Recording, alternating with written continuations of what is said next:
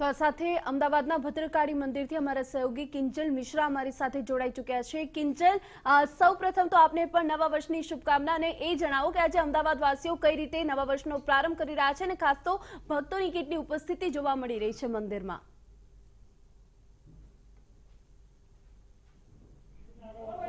જી કોમલ, તમને પણ નવા વર્ષની ખૂબ ખૂબ શુભકામનાઓ અને TV9 ના તમામ દર્શકોને ખૂબ શુભકામનાઓ। જ્યારે વાત અમદાવાદની થતી હોય તો અમદાવાદમાં નવા વર્ષની શરૂઆત અમદાવાદીઓ નગરદેવી ભદ્રકાળીના દર્શનથી કરે છે। તો ચલો પહેલા એક ઝલક આપણે આપણા દર્શકોને નગરદેવી ભદ્રકાળીના કરાવીએ કઈ સુંદર મુદ્રામાં આજે નગરદેવીના શણગાર કરવામાં આવ્યા છે। કેમ કે નવું વર્ષ છે, કેમ કે અહીંયા શણગાર એક કહી શકાય કે એક હંમેશા માતાજીનો શણગાર થતો હોય છે અને આપ જુઓ કઈ રીતે સજાવવામાં આવ્યા છે અને બીજી તરફ જુઓ કે કેટલા લોકો ભાવિ ભક્તો અહીંયા આવ્યા છે અને જે કહી શકાય કે દર્શન છે તે દર્શન કરી રહ્યા છે।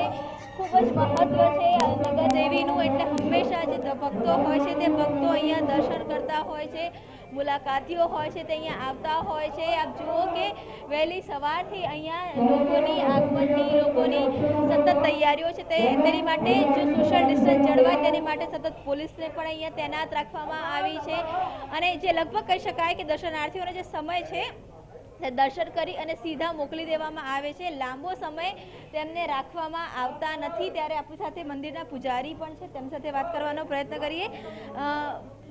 દર વખતે નવા વર્ષમાં આ જ રીતે ભક્તો આવતા હોય છે, કેમ કે કોરોનાનો સમય છે, આપણે બહાર પણ જોયું કે પંડાલ બનાવેલા છે, કઈ ખાસ તૈયારીઓ આ વખતે કરવામાં આવી છે? ખાસ તૈયારીઓમાં એ જ કે લાઈનો જે દર વખતે કરીએ છીએ આ વખતે થોડું વધારે પડતું ધ્યાન એમાં આપવામાં આવ્યું છે અને બહુ ઓછા 10-12 ભક્તોને એક સાથે મંદિરમાં દર્શન માટે મોકલીએ છીએ, જેથી કરીને જેટલું પોસિબલ હોય એટલું સોશિયલ ડિસ્ટન્સ મેન્ટેન થાય, પણ માસ્ક વગર કોઈને એન્ટ્રી આપવામાં આવતી નથી। મહારાજ, મને યાદ છે ત્યાં સુધીમાં નરેન્દ્ર મોદી ગુજરાતમાં મુખ્યમંત્રી હતા ત્યારથી તેમણે આ પ્રથા શરૂ કરી અને દર વર્ષે દિવાળીના સમયમાં એ અચૂક આવતા અને શીશ ચૂકાવતા અને આ પ્રથા તમામ CM દ્વારા ચાલુ રાખવામાં આવી। નગરદેવીનું આધ્યાત્મિક રીતે અને આ દિવસનું શું મહત્વ છે? આ તમે પ્રશ્ન બે રીતે છે। એક તો કે મોદી સાહેબે અહીં દર બેસતા વર્ષના દિવસે અહીં આવવાનું શરૂ કર્યું, એ પહેલાં પણ આવતા હતા। એ જ્યારે CM નહોતા, એ જ્યારે એક કાર્યકર્તા હતા RSSના, ત્યારે પણ એ ભદ્રકાળી મંદિર દર્શન કરવા આવતા હતા, બીજા ઘણા મંદિરોમાં જતા હતા અને અહીં પણ આવતા હતા।